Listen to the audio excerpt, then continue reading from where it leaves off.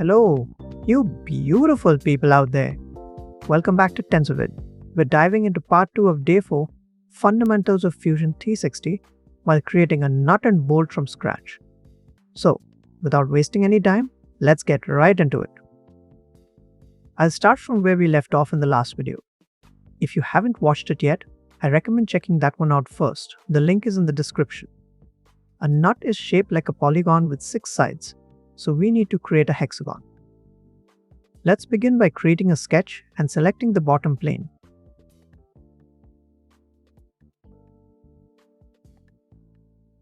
I'll start with a circle right from the center, 8 mm in diameter,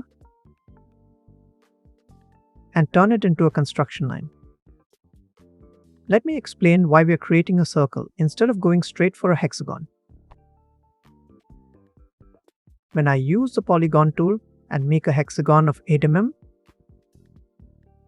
it ends up larger than the circle of the same size. That's because it measures the distance from the center to the farthest corner of the hexagon. We don't want that, which is why we use the circle as a reference. Now, let's go back and create the polygon again. This time, I'll size it to match the circle's edge. Once that's done, we can delete the circle. Next, the nut needs a hole. To create it, I'll draw a circle with the same diameter as the bolt shaft, 5 mm plus 0.25 mm, so that's 5.25 mm. Finish the sketch and let's extrude it by 2 mm.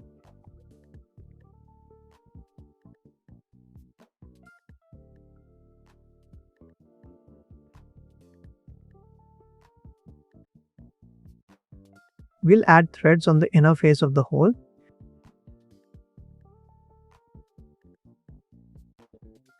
Using the same 0.02 mm fillet value as the bolt threads.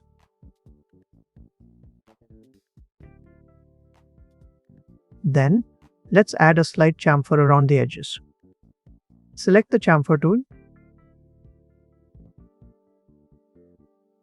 Pick these edges and set a value of 0.05 mm.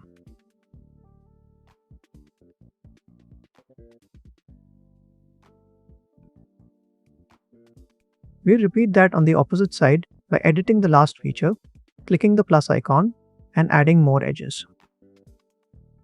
Don't worry if the previous fillet isn't visible. Just select the edges again, set the same value, and click OK. We'll do the same for the side edges, but this time,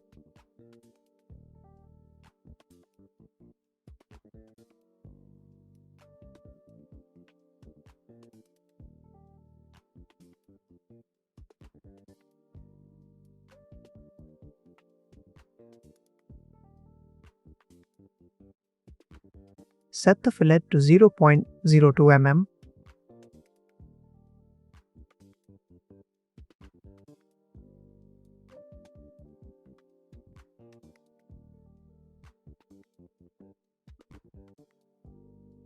Finally, we can turn this into its own component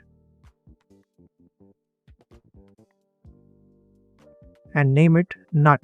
Perfect, the nut is ready. Next, we'll assemble both parts and simulate the rotation to show how the nut tightens onto the bolt. Let me move the nut aside. Before we animate it, we need to create a joint. We can do that by going to Assemble and then selecting the joint option. There are 3 options here. Make sure you have the first one selected. I'll zoom into the nut and select the face I want to join. I'll choose the top one, but feel free to select the opposite face as well. It doesn't matter here. Once the face is selected, we can select the center point. We can now select the component to join to, and there you go. How satisfying was that? The only part remaining is to create the simulation. So this nut will rotate inside the bolt to get fit. This can be done by going to the motion option of the joint panel. Let's set the type to cylindrical. It moves inside and out, but not as we intended. Let's go to the slide option here and set the minimum and maximum of how much the nut should move. First, Let's check the minimum checkbox and move this gray flag down. Doing the same with the maximum checkbox and moving it slightly down to set the max value. We'll do the same thing with the rotate option, setting the minimum to 0 and the maximum to 360 degrees. Let me show you how the whole motion looks. It does what we intended, but not convincingly. It should rotate more than it slides. To fix that, we need to set a motion link. We can do that by going to Assemble and then Motion Link. We need to select the joint we want to apply the motion link to. Let's check the link with same joint option.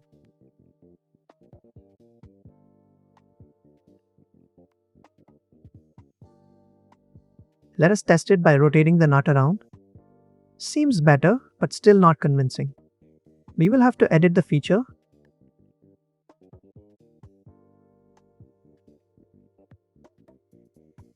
And set it to 5 mm. So for every 5 mm, it should rotate 360 degrees. Much better, but it could still improve depending on the threads. Let's edit it again and set it to 2.5 mm. Slightly exaggerated, but it looks cool. And that's it. We have our own working nut and bolt model with simulation. That's it for this tutorial. If you like my explanation, please like, comment and share. Subscribe to my channel and don't forget to hit the bell icon. Your support helps my channel grow and continue delivering high quality Fusion 360 videos.